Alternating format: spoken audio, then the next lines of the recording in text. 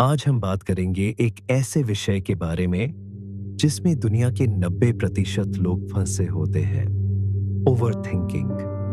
लेकिन आज का एंगल थोड़ा अलग होगा। न यह सिर्फ दिमाग की बात है, न सिर्फ भावनाओं की।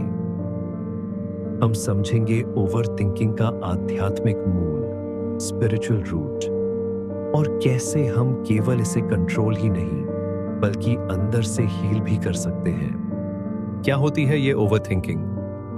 ओवर थिंकिंग मतलब दिमाग की अति सक्रियता या ओवर एक्टिविटी। जब हमारा मन हर स्थिति का लगातार एनालिसिस करता रहता है। क्या होता अगर, मुझसे गलती तो नहीं हुई, वो क्या सोच रहा होगा, भविष्य में क्या होगा। लेकिन असल में ओवर थिंकिंग कोई सोच नहीं होती। ये ऊर्जा का असंतुलन या एनर्जी इम्बैलेंस है। वो ऊर्जा जो दिल से दिमाग तक अटक जाती है। जब हृदय मौन नहीं होता तो मन अति सक्रिय हो जाता है, और जब मन शांत होता है तब दिल अपना असली कार्य करता है, महसूस करना, विश्वास करना और समर्पित हो जाना। आध्यात्मिक दृष्टि से देखा जाए तो ओवर थिंकिंग एक डिस्कनेक्शन है। लेकिन ये डिस्कनेक्शन किससे है? अपनी इंट्यूशन से, अपने प्रेजेंट मोमेंट से, अपने हायर सेल्फ से। जब हम अपनी इनर गाइडेंस पर विश्वास करना भूल जाते हैं, तब हम बाहरी दुनिया को कंट्रोल करने लगते हैं। हर बात को बार बार सोचकर। ओवर थिंकिंग की जड़ होती है भय, और भय विश्वास का विपरीत है। जब विश्वास टूट जाता है तो मन को लगता है कि उसे सब कुछ स्वयं संभालना पड़ेगा। लेकिन जैसे ही विश्वास वापस आता है, मन स्वाभाविक रूप से शांत हो जाता है। So spiritually over thinking is lack of surrender. अब देखिए, इस डिस्कनेक्शन के परिणाम क्या होते हैं। चिंता और अनिद्रा, क्योंकि ऊर्जा अटक जाती है।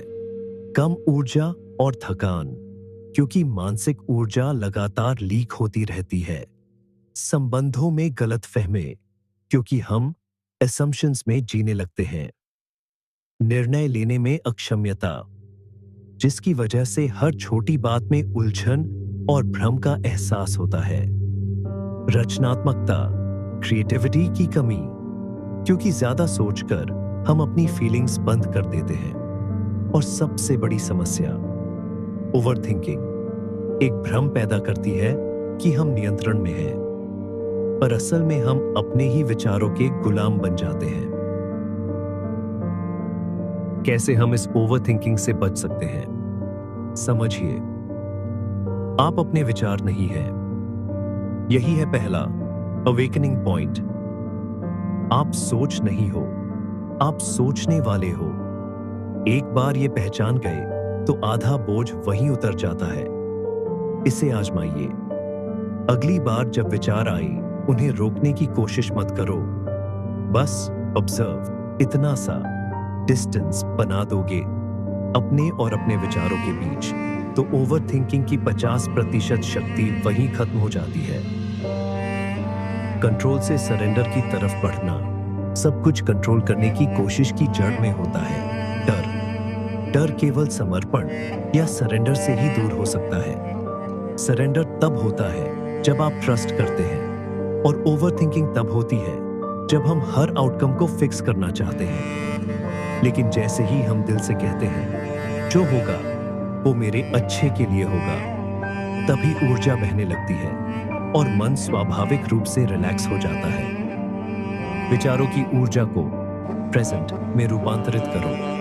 ऊर्जा कभी समाप्त नहीं होती, बस उसकी दिशा बदल जाती है। ओवर थिंकिंग की ऊर्जा को प्रेजेंस में बदलो। जैसे ही महसूस करो कि दिमाग अब भाग रहा है, अपने सेंसेस को एक्टिवेट करो। सांस को महसूस करो, आवाजें सुनो, जमीन का स्पर्श महसूस करो। ये सब आपकी ऊर्जा को प्रेजेंट मोमेंट में स्थिर करते हैं। मेडिटेशन और स्थिरता का अभ्यास। रोज 10 मिनट की साइलेंस, बिना किसी तकनीक के। बस बैठ जाओ, कुछ मत करो।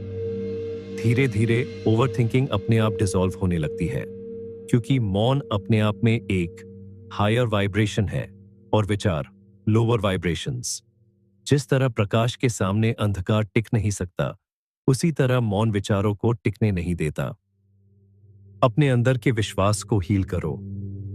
ओवरथिंकिंग अक्सर पुराने भावनात्मक घावों इमोशनल वुंड्स से आती है।